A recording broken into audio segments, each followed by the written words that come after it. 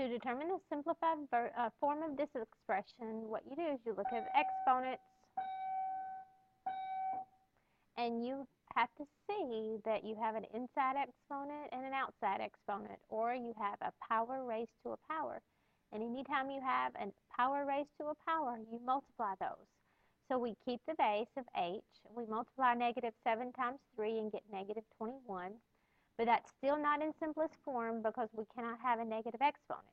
So the way that we move that is that we move it to the bottom or to the denominator and change the exponent to a positive, so h to the positive 21 goes in the bottom, and we have to have a number in the numerator, and so we put a 1 there. And so h to the negative 21 is the same as 1 over h to the 21, and that's your answer. 23. What's the simplified form of the expression? Make sure there's no outside exponents, and there are not. Then you look at your same base of an h, and you see that they're on different levels, and if they're on different levels, you ask yourself, do you have more on top or bottom? And we have more h's on bottom, and in fact, we have 2 more h's on bottom than we do on top, so it's h to the second on the bottom. And you do the same thing with the j's.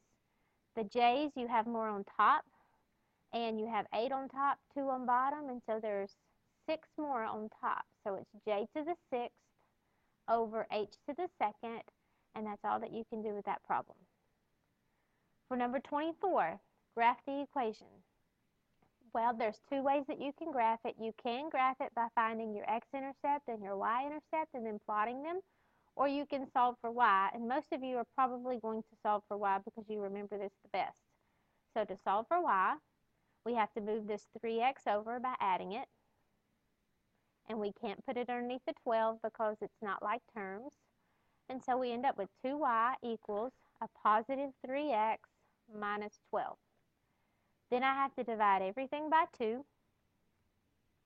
And when I divide everything by 2, I end up with, simplifying that fraction, 3 over 2x.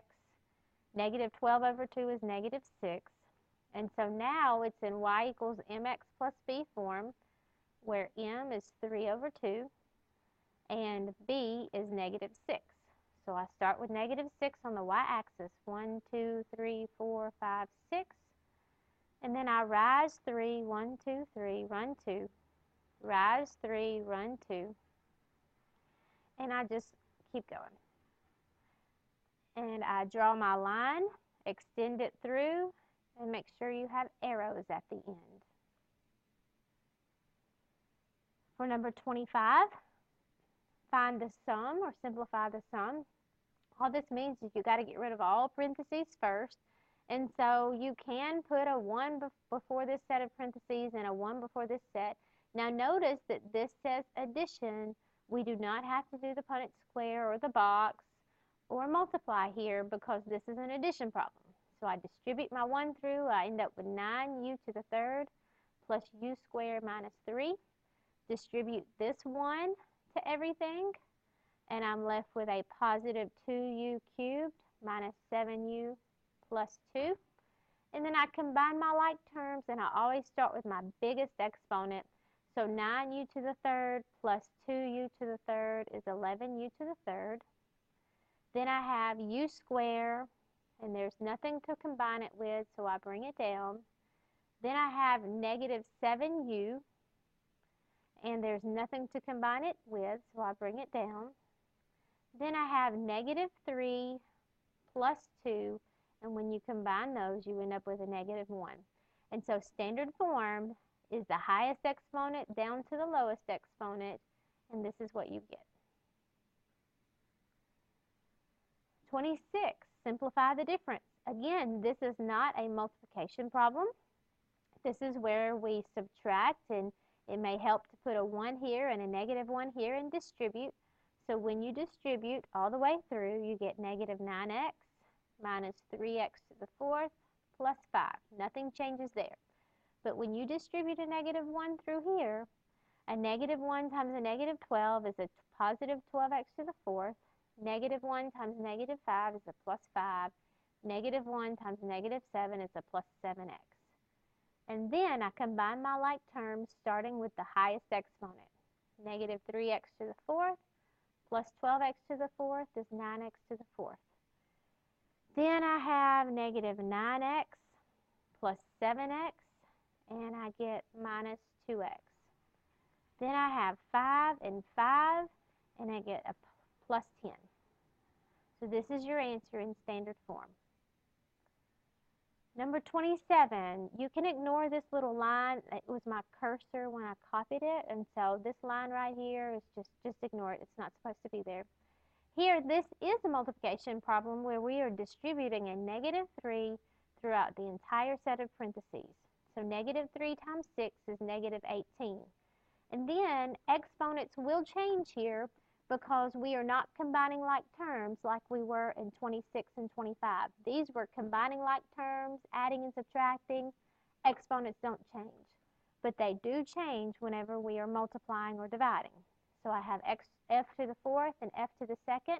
That gives me an f to the sixth because I just count them. Negative 3 times negative 4 is a plus 12. F to the 4 with another f is f to the 5. And then negative 3 times 2 is negative 6. And sometimes people forget to put that f to the fourth behind it, but that is the correct answer. Don't forget that f to the fourth. 28, graph x equals 2. Well, this is one of those special lines. It is either vertical or it is horizontal. And so this tells you to go to the x-axis at positive 2 and draw a line, and it really can only touch the x-axis unless it were x equals 0. And so all x equals is a vertical line that goes through 2. Now, if it were y equals 2, it would be a horizontal line on the y-axis or touching the y-axis, but it's a vertical line because it's x equals 2. All right, 29, it says, what are the coordinates of the vertex of the graph? Is it a min or a max? Okay, I did not get to put this on the screen just yet, and so I want to just kind of show you what it's talking about. Let's say I give you this parabola, and it says, what are the coordinates of the vertex? Well, the vertex is this thing right here. And so the vertex is 2, 3, 2, 3. Anytime you're asking for coordinates, or you're looking for coordinates, it's blank, blank. And then, is it a maximum or a minimum? Well, because it is a high point, or the highest point on the graph, it is called a maximum. The other one would be this one, which would be a minimum.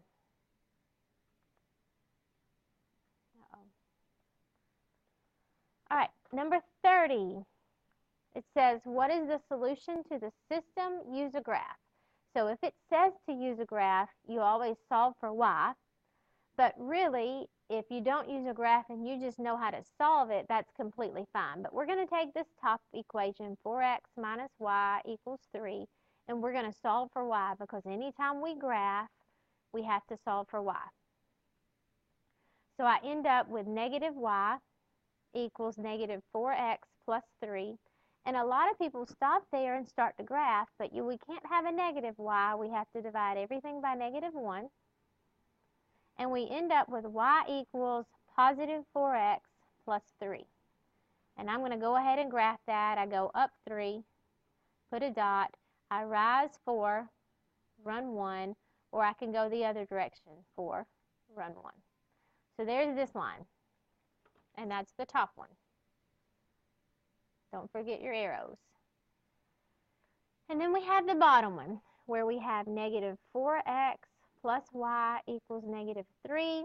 Well, I add 4x and I add 4x. I made a mistake. Let's go back. Right here, 3 divided by negative 1 is a negative 3, which changes my entire line. In fact, it moves it down. And I found that mistake too late, and I'm not going to go back and change my recording. But I go down 3, and then from there I go up 4 over 1. Up 4 over 1. So this is the top line.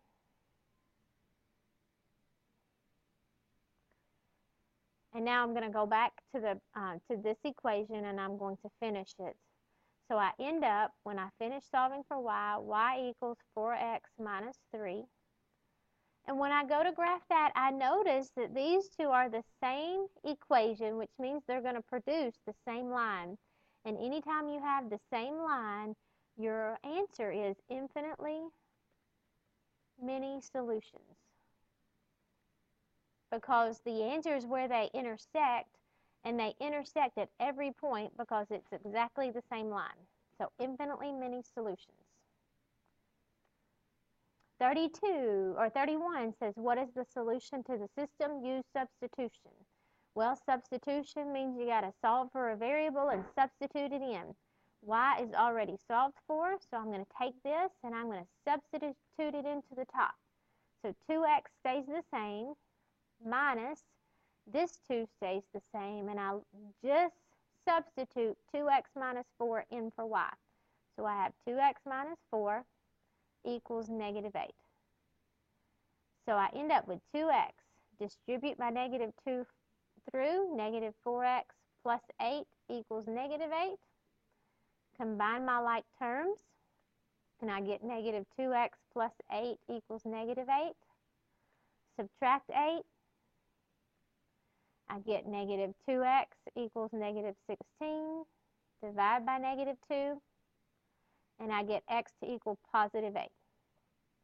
But then I have to go back and I have to substitute in again that 8 so I can find y. So I end up with y equals 2 times 8 minus 4. Y is 16 minus 4. So y is 12. And this is an ordered pair because it's where, if we were to graph those lines, it's the point of intersection. So you get 8, 12 is your actual answer, and that's where it intersects. And then finally, number 32, what is the graph? So we do an XY table, and we plug in negative 3 all the way to positive 3. And when we plug in negative 3, we end up with 0.375. When we plug in negative 2, we end up with 0.75. Negative 1 gives us 1.5.